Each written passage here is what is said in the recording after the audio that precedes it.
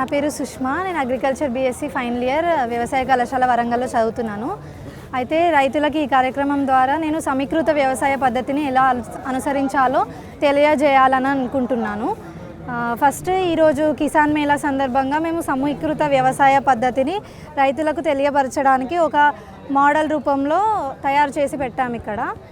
ఇక్కడ సమీకృత వ్యవసాయం అంటే ఏంటిదంటే ఫస్ట్ మనం అది ఎందుకు చేయాలి అంటే, ఇప్పుడు ఒక రైతు ఉంటాడు, ఆయన ఒక్క పంట మాత్రమే వేసిందనుకో, అనివార్య పరిస్థితుల వలన ఆ పంట నష్టం వస్తే ఆయన ఏం చేయలేడు. మళ్ళీ ఒక రైతు ఒక్కడే ఉండడు, ఇంట్లో తన భార్య పిల్లలు అందరూ ఉంటారు. ఈ కాలంలో చూసుకుంటే ప్రతి రైతుకి ఇల్లు గడవడం చాలా కష్టంగా ఉంది. ఎందుకంటే ఆయనకు వచ్చే ఆదాయాలు తక్కువ, ఖర్చులు పెట్టేది ఎక్కువ. కాబట్టి బయట నుండి ఏ పదార్థాలు కొనుక్కొచ్చుకోకుండా సమీకృత వ్యవసాయ పద్ధతి అనేది చేయడం ద్వారా రైతుకి ఆదాయంతో పాటు ఖర్చులు కూడా తగ్గించుకోవచ్చు. సమీకృత వ్యవసాయంలో మనము ఒక పంటతో పాటు ఒక ఉద్యాన పంట, ఒక పశుగ్రాస పంట వేస్తాం. దానితో పాటు వ్యవసాయానికి సంబంధించిన అనుసంధానమైన మిగతా పరిశ్రమలు అంటే పశువులను పెంచడం, లేకపోతే కుందేళ్ల పెంపకం, గొర్రెల పెంపకం ఇలాంటివన్నీ చేపట్టవచ్చు అన్నమాట. ఇప్పుడు దీంట్లో ఏంటిదంటే, ఇప్పుడు ఫస్ట్ పశువులు పెంచడం ద్వారా ఏమవుతుందంటే దానిలో వచ్చే పేడ ఇంకా పాలు అనేవి వాళ్ళకి ఇంకా ఎక్కువ సంపాదనని ఇచ్చి పెడుతుంది. మళ్ళీ అట్లా దాంతోపాటు అక్కడ ఉండే పశువుల పేడ ఏదైతే ఉందో దాంతో ఇక్కడ ఉన్న వర్మీ కంపోస్ట్ అనేది తయారు చేసుకోవచ్చు. ఈ వర్మీ కంపోస్ట్ అనే ఎరువు ఈ భూసారాన్ని పెంచడంతో పాటు మనకు కెమికల్గా వేసే ఫర్టిలైజర్లు, పెస్టిసైడ్లు ఇట్లాంటివి అనేటివి తగ్గించవచ్చు అన్నమాట.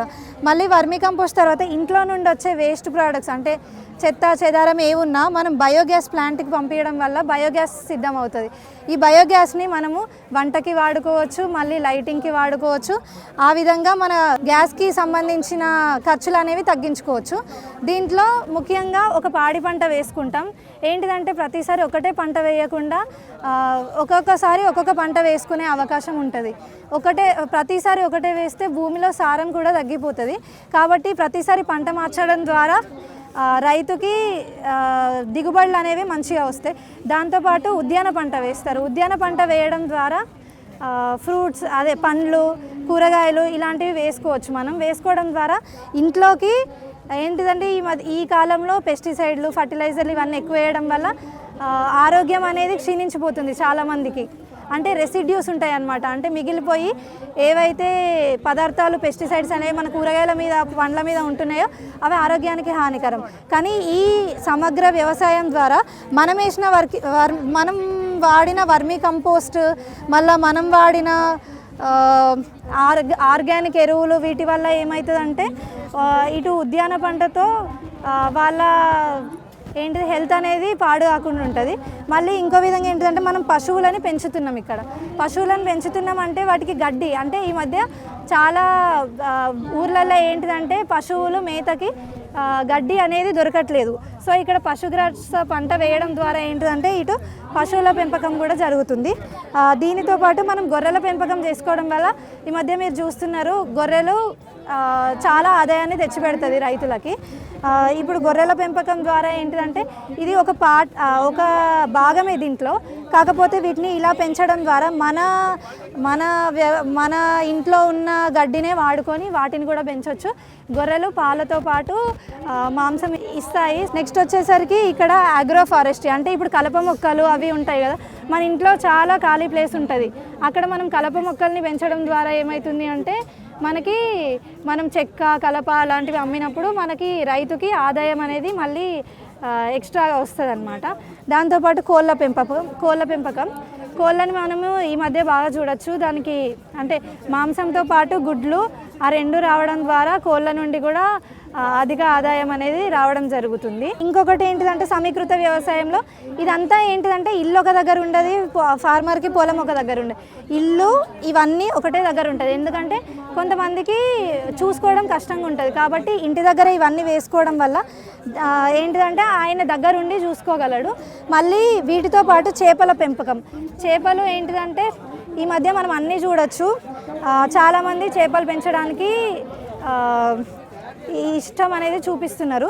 ఎందుకంటే ఇప్పుడు మన ఇంట్లో కొంచెం ప్లేస్ ఉన్నా కూడా దాంట్లో మనం ఒక గుంతలాగా తవ్వేసి వాటర్ వేసేసి దాంట్లో ఏం చేయాలంటే మనం చేపల్ని పెంచడం ద్వారా అక్కడ ఒక ప్లేస్ మనం వాడుకున్నట్టు ఉంటుంది. మళ్ళీ దీనివల్ల ఇంకో ఆదాయం కూడా రాబోతుంది అన్నమాట. నెక్స్ట్ ఇక్కడ ఇంకుడు గుంత. ఇప్పుడు మనం అన్ని మేజర్ చాలా ఊర్లలో చూడొచ్చు నీళ్ళ ప్రాబ్లం ఉన్నది.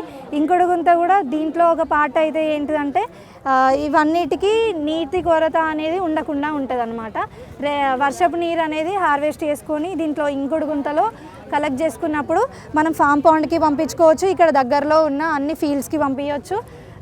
దానితో పాటు పశువులకి గొర్రెలకి వీటికి కూడా తాగడానికి యూజ్ అవుతుంది. అయితే ఈ ఇంటిగ్రేటెడ్ ఫార్మింగ్ సిస్టమ్ జనరల్గా ఒక చిన్న సన్నకారు రైతుకైతే చాలా ఆదాయకరం.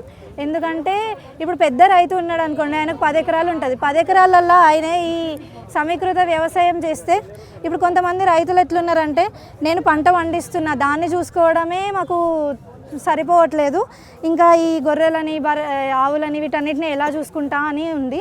అయితే చిన్న సన్నకారు రైతు అనేట ఆయనకి ఉండేది 1 ఎకరము 2 ఎకరాలు లేకపోతే 2.5 ఎకరాలు అంతే ఉంటుంది. ఆయనకు ఒక్క పంట నుండి వచ్చే ఆదాయం వాళ్ళ ఇంట్లోకి సరిపోదు. సో అతను ఇవన్నీ పెట్టినట్లయితే ఇక్కడ మనం బయట నుండి కొనుక్కోకుండా పాలు గుడ్లు మళ్ళీ కూరగాయలు పండ్లు ఇవన్నీ ఆయన పండించిన పంట నుండే తీసుకోవచ్చు. తర్వాత దానితో పాటు ఆయనకు పంట కూడా దాని చేతికి వస్తుంది. అయితే దీంట్లో మేజర్గా ముఖ్యమైన విషయం ఏంటిదంటే ఇప్పుడు ఈ ఒక్క పంట పాడైపోయినా కూడా అంటే ఆయనకు పంట రాకపోయినా ఈ ఉద్యాన పంట నుండి లేకపోతే ఈ కోళ్ళ పెంపకం నుండి ఆయనకు ఆదాయం వస్తుంది. అంటే ఆయనకు ఒక సెక్యూరిటీ అనేది ఉంటుంది రైతుకి. సంవత్సరం పొడుగు నడుస్తూ ఉంటుంది అన్నమాట ఈ సమీకృత వ్యవసాయం అనేది. ఆయనకి ఆదాయం అనేది డబ్బులు అనేవి సంవత్సరం పొడుగు వస్తూ ఉంటాయి. అంటే మధ్యలో ఎప్పుడు ఆయన డబ్బులు లేకుండా అట్లుండడం అట్లుండదు. కాబట్టి ఇది చిన్నపాటి రైతులకైతే చాలా బెటర్ అండ్ మంచిగా పాటిస్తే అధిక దిగుబడులు సాధించవచ్చు.